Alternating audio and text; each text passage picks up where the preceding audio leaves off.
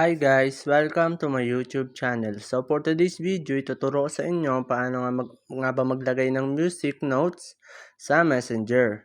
So let's do it! So ang first step natin ay pumunta lang tayo ng Messenger.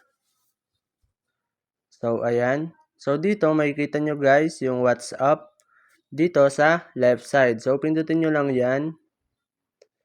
So ayan, dito guys makikita nyo yung music dito sa baba ng profile nyo. So pindutin nyo lang yan. At dito guys, pwede na kayong mamili ng music na gusto nyong ilagay sa notes nyo.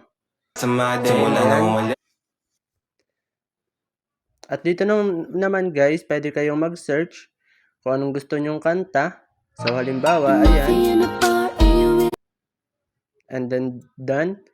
And then kapag nakapili na kayo guys, so pindutin nyo lang yung share dito sa right side.